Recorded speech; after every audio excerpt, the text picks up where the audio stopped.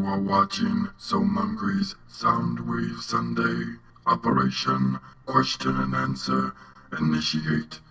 Booyah. Hello Autobots and Decepticons, my name is Soundwave and I'd like to welcome you guys all to another Soundwave Sunday!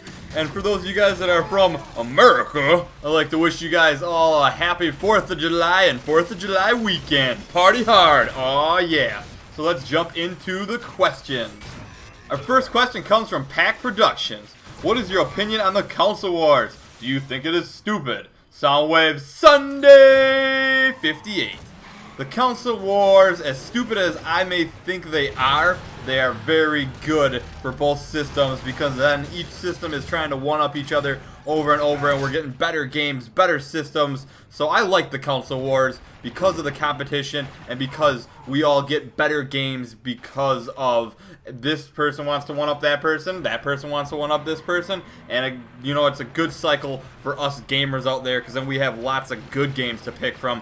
And if there was just one console out there, we would be stuck with whatever they were making all the time. So it's good to have the Console Wars.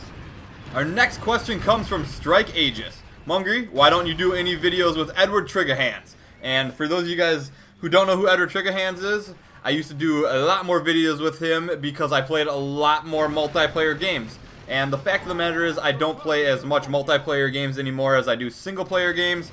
And I just kind of got bored of all the multiplayer games that are out there. The only one that I'm really playing right now is War for Cybertron on the PS3 for Road to Prime. And for that, I haven't played that for actually 2 weeks. I played a whole bunch right away, and then I haven't been able to get to it recently. But I am kind of doing more single-player games as we go along here, just because I'm having more fun with them, and they're easier to commentate on and have a fun, funny time with, just because there's so many good single-player games out there, and it's tough to always just want to play a competitive multiplayer game or anything like that when you can have just so much fun playing campaigns and being a Let's Player. Now I understand why there's such a high desire to be a Let's Player out there, because it's just complete fun all the time. So as of right now, I just play more single-player games.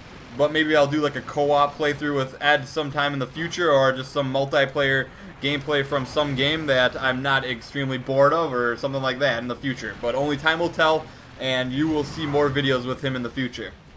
Next question comes from SkyoBat2240. Hey Mungry, if you could change the personality of one character in Transformers Prime, who would it be? Soundwave Sunday number 58. That's easy. It's clearly gonna be Miko, because Miko is annoying. She is so annoying, and she always like tags along and then gets into trouble, and then the Decepticons almost win because of her. So it would definitely be her. Let's just make her just a vegetable and just not move and just sit there and do nothing at all. That would be perfect. And well, you know what? That's kind of mean. Let's just change her to pretend she's a rat looking for cheese in the Autobots lair the whole episode. That would be fine with me. Next question comes with Rust Easy Productions. Did you hear about the new Star Wars Battlefront game announced at E3? Are you excited for it? Will you play it?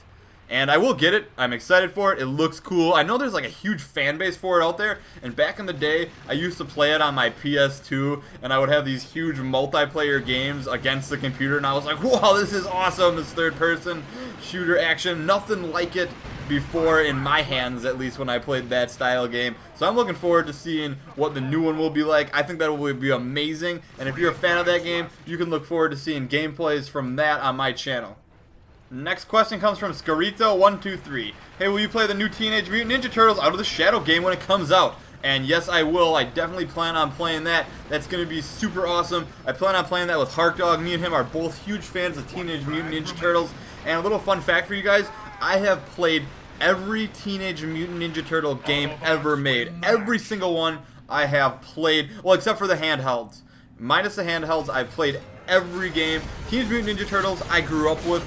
That is the #1 show I used to watch back in the day. It is above everything else for cartoons in my lifetime, even above Transformers. It is the thing that I like lived for when I was younger. So you can expect that game to be on my channel. I cannot wait for that game.